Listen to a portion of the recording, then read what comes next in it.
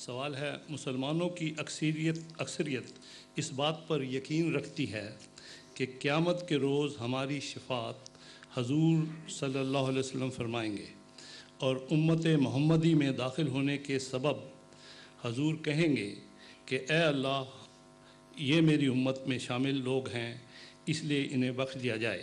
کیا حدیث یا کسی قرآنی آیت سے اس بات کا ثبوت ملتا ہے؟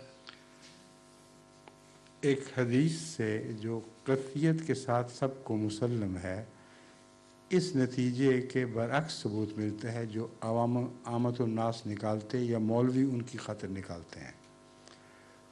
وہ حدیث یہ ہے کہ رسول اللہ صلی اللہ علیہ وسلم جن کو آپ صحابہ جانتے تھے، ان کے ایک گروہ کو جہنم کی طرف ہانکتے ہوئے لے جائے جاتے ہوئے دیکھیں گے اور فرمائیں گے اصحابی اصحابی، اے اللہ میرے صحابہ ہیں، یہ جہنم کی طرف کیوں دھکیلے جا رہے ہیں؟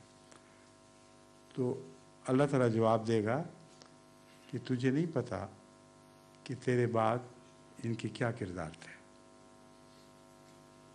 اور جیسے عبد صالح حضرت عیسیٰ علیہ السلام عرض کریں گے فلما توفیتنی کنت انت الرقیب علیہم، اسی طرح رسول اللہ صلی اللہ علیہ وسلم یہ عرض کریں گے کہ میں تو جب تک نگران رہا، میں ان کی سچائی پر نگران رہا، جب تو نے مجھے اٹھا لیا تو پھر میں نہیں جانتا ان پر کیا گزری۔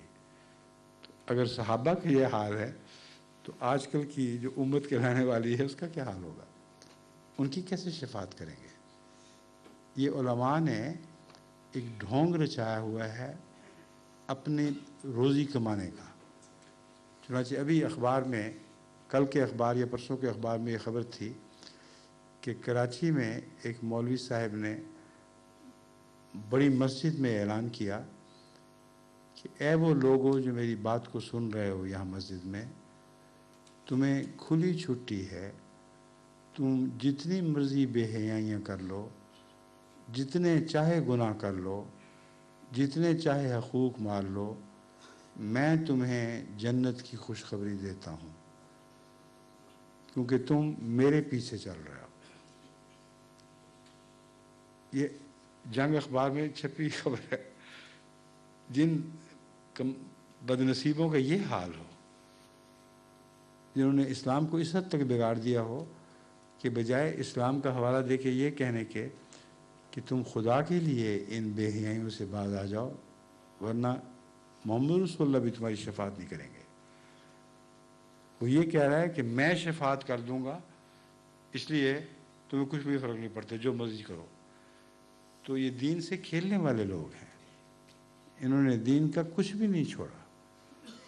اگر ایک مسلمان سادہ مزاج اپنی سادہ عقل سے ان سب باتوں کا تجزیہ کرے جیسا کہ میں اس کی مدد کر رہا ہوں، تو اس نتیجے کے سوا کوئی نتیجہ نہیں نکال سکتا کہ حضرت اقدس محمد رسول اللہ صلی اللہ علیہ وسلم نے سچ فرمایا تھا کہ علماؤہم شر من تحت ادیم السماء، آخری زمانے کے علماء آسمان کے نیچے بدترین مخلوق ہوں گے۔ یہ نقشے جو کھینچے جا رہے ہیں، جو خود اپنی تصویر یہ لوگ اتار رہے ہیں، اگر یہ بدترین مخلوق کی نہیں تو پھر اور کیا ہے؟ کیا ان سے بھی بدتر آنے والے ہیں؟ اللہ معاف کرے۔